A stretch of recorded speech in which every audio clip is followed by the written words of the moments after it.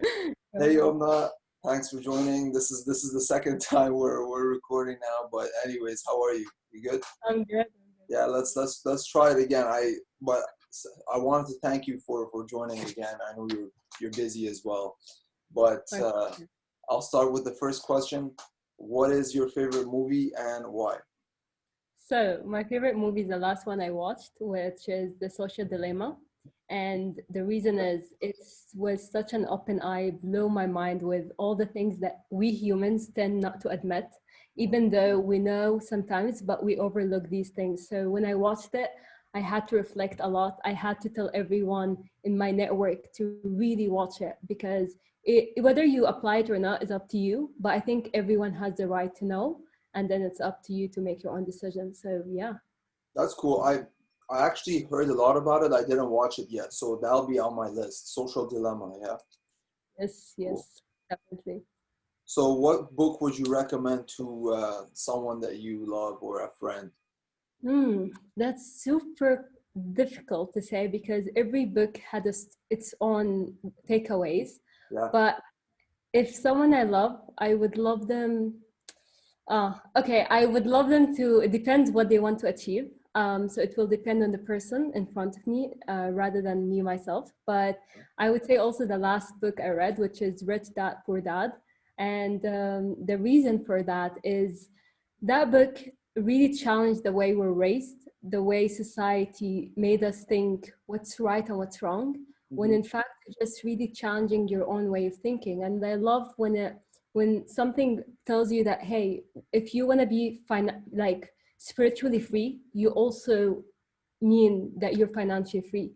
So I love how it's everything is connected in life. Nothing is really separated. Spiritually, financially, everything is interconnected. So people need to really reflect on that rather than just following what we think is success, really. So yeah. That's a good point. I read Rich Dad Poor Dad, I think when I was in 12th grade or when I went to university the first year, and it was very, very eye-opening for me in the sense that it did have a lot of unconventional basically knowledge about finance that it would like provide you or explain to you. And that whole dichotomy between him being raised with his actual dad, right, who was like not that really like rich, and he was poor. He had a poor mentality. That was the main thing versus his Exactly. rich dad. That was very interesting for sure. Yeah, I love that. I love that. Yeah. I recommend that book as well. So, what's your current ikigai? First, how would you define ikigai So, first? ikigai is a Japanese term. It means a reason for being. So, what's Okay. your like purpose, right? Like your and basically it's like an intersection of what you love, what you're passionate about, what you're going to be paid for, and what the world needs. So it's almost like the ultimate purpose that you have currently, though, because it can change in different phases. Sure. I don't know if that will make sense, but currently it's balancing between mm, what society is underlining as right and really connecting it with what religion tells us. So I always find things are very connected with one another. Whatever the religion is, doesn't matter what religion a person comes from, or even if they don't believe in anything.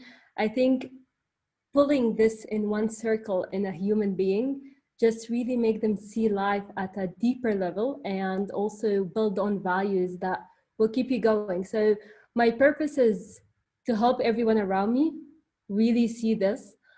When I say everyone around me, I mean not just my network. It can be even a stranger I just met down the street. So I think that my current purpose, and I think it will always be my purpose. So yeah.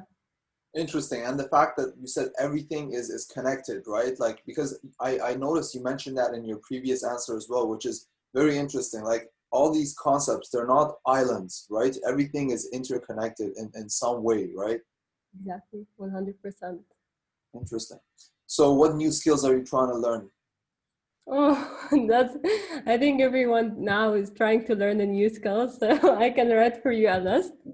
But for the sake of time, I will divide it into professional skills, which also related to personal skills. I wouldn't say they're different, but I would say hard skills related more to the industry I want to get into. Okay. Um, And soft skills is mainly overthinking, and I'm the one who tend to do so much at once. But I think I need to admit that I need to take it slow a bit, and rather master a few things rather than just trying to do many things at once, and to be easy on yourself.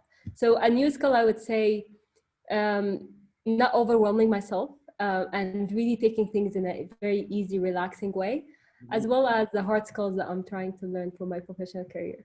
So the soft skills, that's also me, definitely. I agree, like, taking things, step by step, one by one, not overthinking. But then what about the hard skills? You said in the industry that you want to go in. So what is that So specific? it's management consulting that I'm getting into. So it's basically the hard skills will be really numerical, quantitative basis, because something as a child, well, since we're raised, we're used to use calculator. I'm talking about myself here. So I think it's very important to practice mental math. And the thing I love about it, it's like an exercise. You know, when you go to a gym, you need to train. And I love the fact that you're training your mind, so it's more natural, I guess. So that's what I'm mainly focusing on, my numerical skills.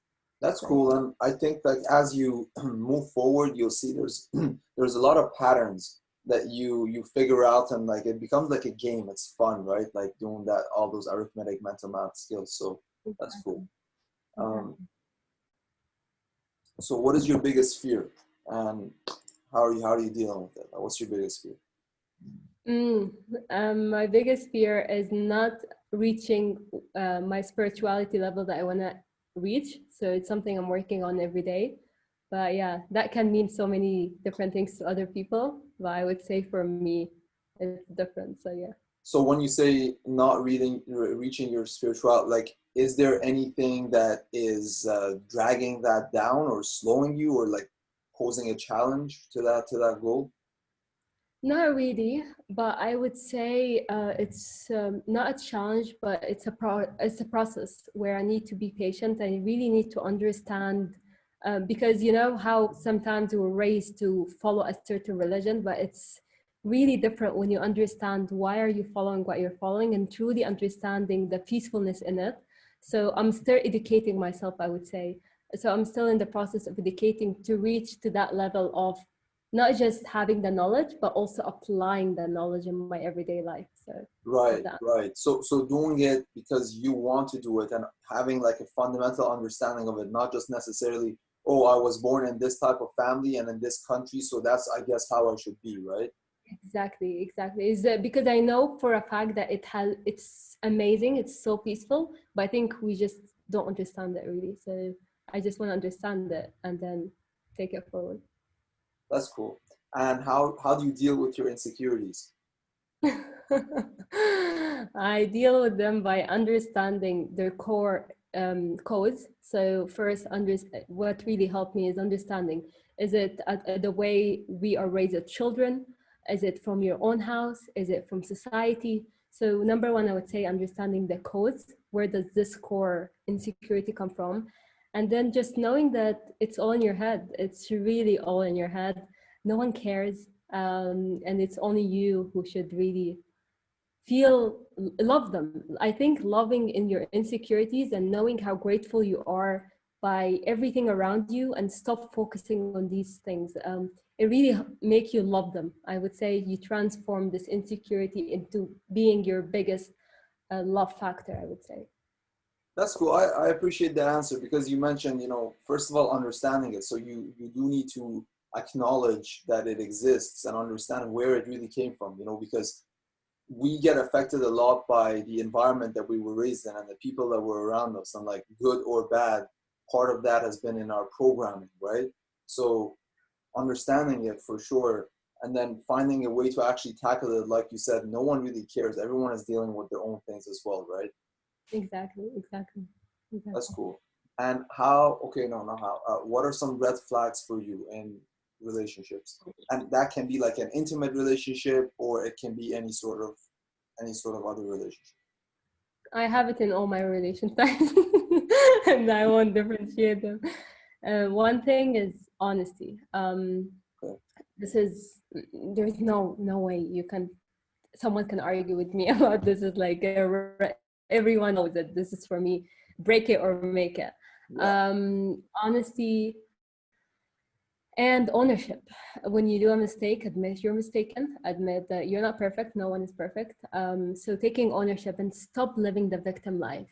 Own up to your own insecurities, own up to your own mistakes. Don't blame society for it. And the third one is communicating. I think anything in this life can be developed as long as you communicate and you really want to grow personally and professionally. Nothing is as big as we think it is. So yeah. Okay, cool. So trust, ownership, and communication. I mean, Yep. trust for sure. You know, no one is like, oh, I want a dishonest partner, right? And accountability, that's really important because at some point, like a lot of things can happen in a relationship, and it may be like not your fault, but it would still be your responsibility to like do something about it, right? And that Exactly. communication piece, you're right. It's important because it's actually getting harder for people to express themselves, and like if you find a partner who's able to express that, that already solves a lot of the problems, you know. Exactly, exactly. As it says, it's not a matter of who's right or wrong in the situation. It's a matter of how much you're willing to really make it work. You know, make everything that you want to work. It's not like, hey, I don't know, James, you're mistaken, or Yomna, are you the one mistaken? It doesn't work like that. It's not, as you said, it's not who's right or wrong and Yeah, who's responsible for it. It's accountability. So yeah, yeah, it doesn't matter, right? Like you guys are like, who cares, you trying to get points or like what? There's no win or lose, like let's get this done, you know. Okay, exactly. And so it's all in the corporations nowadays. It's not competition, it's collaboration. So, but people became so competitive to an extent they stopped seeing the collaborative part. But yeah, we'll see yeah, where this is going. creating like synergies, right? Yeah, Exactly. one plus one is three. So Exactly. if you were to have lunch or dinner with someone dead or alive, who would you choose to have that with? I have no idea. I like That's fair. thinking of it, it's super difficult to say because I'm the kind of person, if I want to talk to someone, I'll make anything possible to speak with them. Thankfully, I'm super grateful that I haven't lost someone that's very, very close to me. I've lost family members and many people, but um, I don't know. I really have no idea who I will speak with. But yeah, I don't know. Hmm, well, I would speak to people that I cut off because, yeah, I'm the kind of person I'm super, I know what I want. Obviously, even with my friendship, my colleagues, I'm a bit too harsh, like sometimes. So I would speak to not a particular person. It may be just, just letting them open up. I think to be more patient with people, I guess. But this is something I'm already working on, so I wouldn't say someone particular now. No, Okay, that's cool. Maybe like if you don't know someone particular, maybe you can have lunch with Robert Kiyosaki, ask him about his upcoming books, you know. I He's will do that. Okay. more than Okay. that for that. No, but that's cool. Um, what do you think is the most important invention in the past 15 years? And don't say the internet. No. Well, it's through the internet with the GPS because I'm so bad at direction. I don't know what I've done without the GPS. My brother hates me for that. He was like, "Yumnik, for God's sake, memorize the house," but I've never memorized. And I think if GPS wasn't invented, I would find my way of knowing the streets. But I Mhm. think it saves a lot of time in terms of you can just click on Google, find how long it takes you. So it helps with planning when it's very crowded. So I Yeah. think it saves a lot of time for me, to be honest. Interesting. Yeah, I mean, look, I'm lost without my GPS, you know, especially if I'm going somewhere that I've never been before, it's my first time. If my phone dies or whatever, I'm gonna park the car, make sure I charge my phone before I continue. Exactly. Because really it's tough, you know, and it's truly made us spoiled in that sense, you know. Exactly. So what about the future excites you? Oh, do you mean okay about the future as of me? It's just knowing that I'm gonna be closer to what I want to do Hmm. and what I really want to do as a big scale. The future, I wouldn't say it excites me. I think it scares me because of all the crazy things that's happening. Because as much as we're resourceful, as much as it's dangerous because you really need to develop a very strong mindset to be able to take the good and leave the bad. What good and bad means to you is something different. But I would say what excites me is just how crazy the world is adapting and how crazy the invention we're doing, and how can I use this to really just enhance my skill sets and my mindset, whilst at the same time not really going into that trap of yeah, making it control me, but rather than me really using them. So yeah.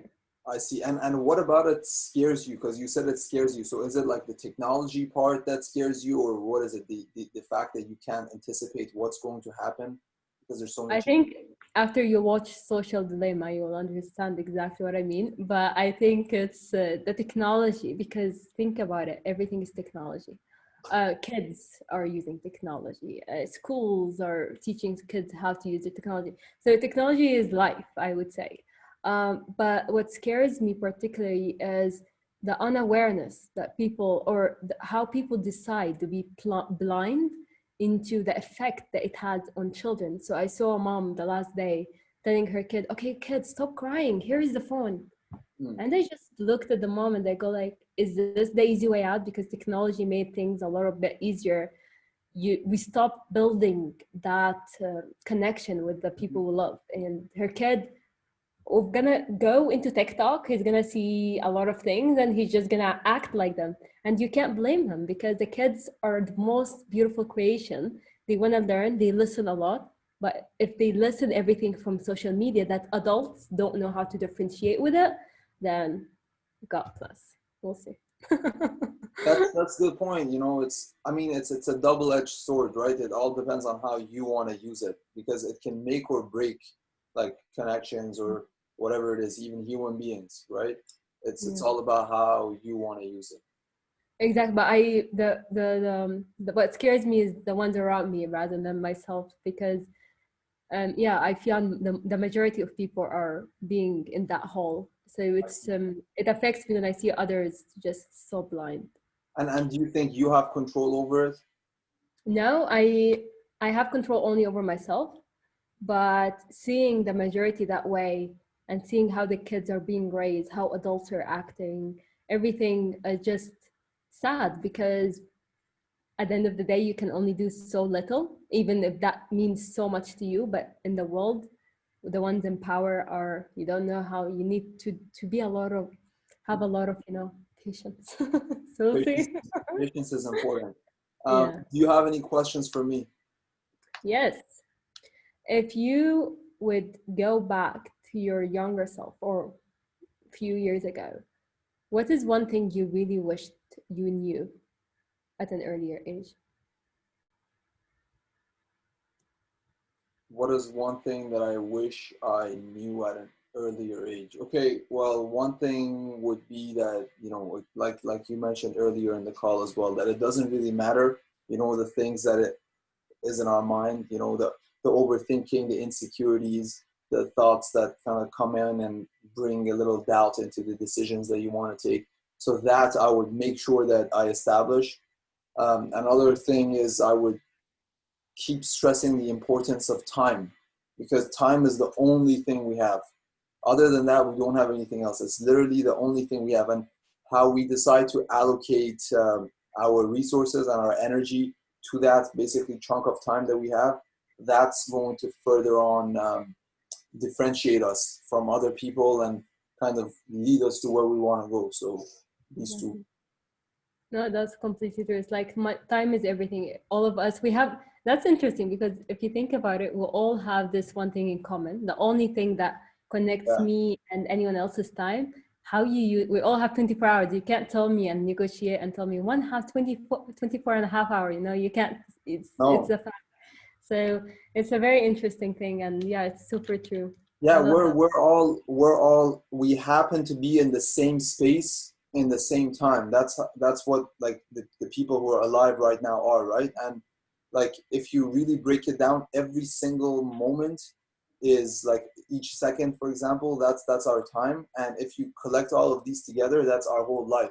So I think if we like know how to use every second right, then we can use every minute right, and then so on.